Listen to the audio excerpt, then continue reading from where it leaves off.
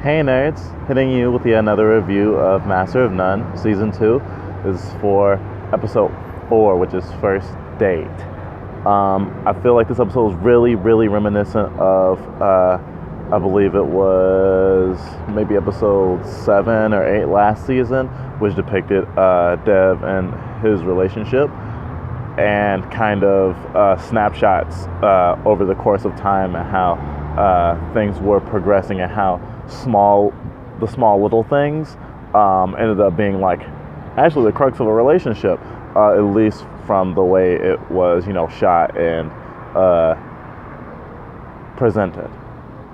In a similar way, we get snapshots of dates, all to the same restaurant, and possibly to a bar. Many dates that Dev has had, and I thought it was a really clever way to pack in a lot of information to the episode. The writing in this episode may be some of the best writing of the series, maybe the best writing this season. And I don't mean necessarily in a, oh my god, I'm so impressed by the words they use. I mean in terms of editing and visual and even like emotional unity. It was really impactful, and it doesn't skip a beat, and it has a lot of momentum. And this is one of those episodes where the comedy is definitely at a high point because it's kind of so sad. And I guess that's also the big thing, and the big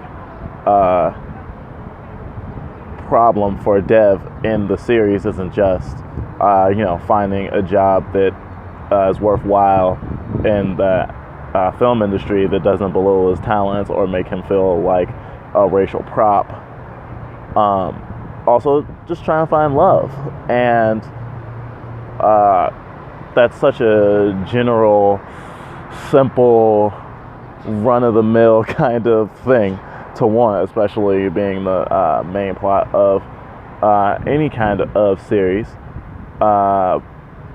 But I mean, comedy plots usually aren't, if they're not over-exaggerated, then they tend to be more down to earth anyway. I think that trying to guess where a date stopped was really fun as a viewer, at least for me. And I was very surprised on how dates that didn't last as long actually overall ended up better. Or it left a better taste in your mouth, because society would tell us that the person who made it all the way to having sex with Dev that night might be a keeper, or at very least it was a great night. Well, society would tell us, Western society, and yet that one just left everyone feeling really weird and awkward and upset. And that might have been actually worse than finding out that a person you were kind of connecting with that you didn't mind, seeing where it goes with, actually has a boyfriend and just wants to be your friend, which I thought was really awesome, and I guess a reflection of Dev's character. I mean,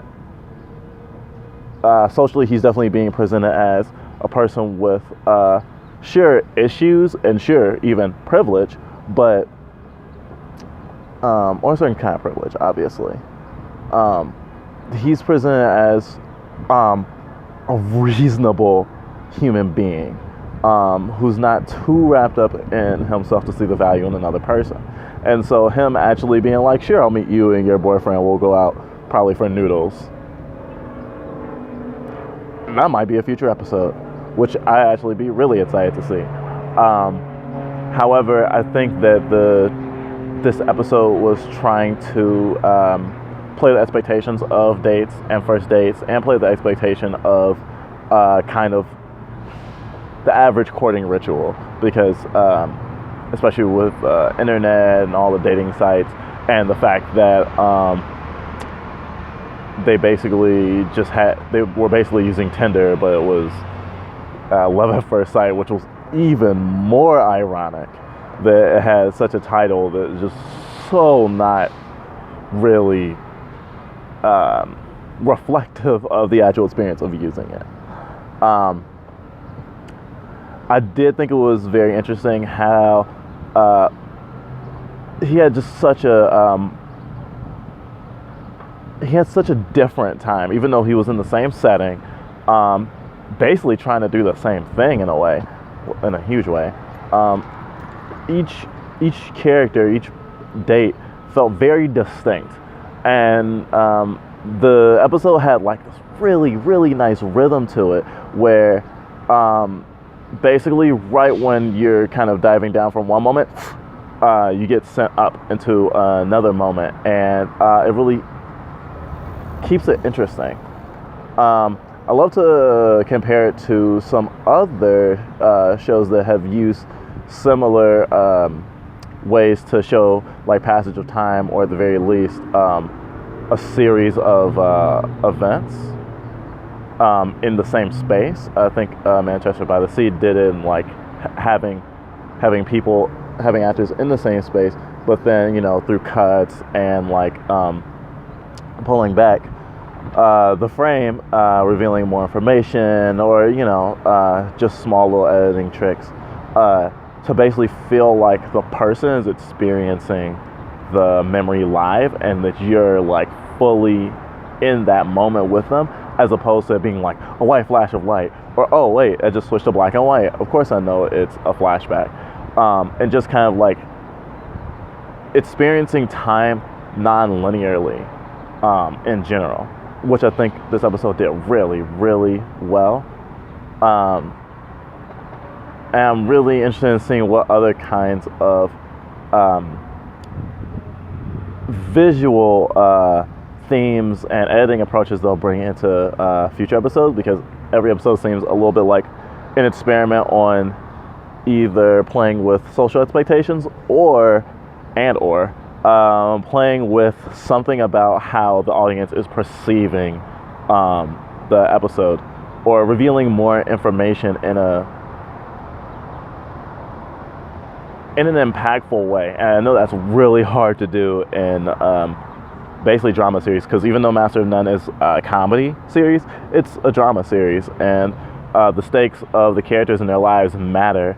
It's not tongue-in-cheek or kind of out there enough to be kind of one-offs. It's not a sitcom in that way. If I haven't been upvoting Master of None enough, there it is again, nerds. I did want to mention that I didn't mention in the last episode about Dev and his friend's conversation about the difference between him wanting to eat meat, even though religiously his family is opposed to it, and him eating meat, to her family kind of not really being comfortable with the fact that she's a lesbian. And even entertaining that conversation for some people might be challenging, or you might think it's not your conversation you should have with a human being. Those two things you shouldn't be comparing. But honestly, everything is measured in degrees. Everything is relative. So I think if it's useful as long as you're not saying, "Oh, woe is me, it's so hard not eating meat around my family," when you're talking to someone who, in some states, are not even allowed to get married.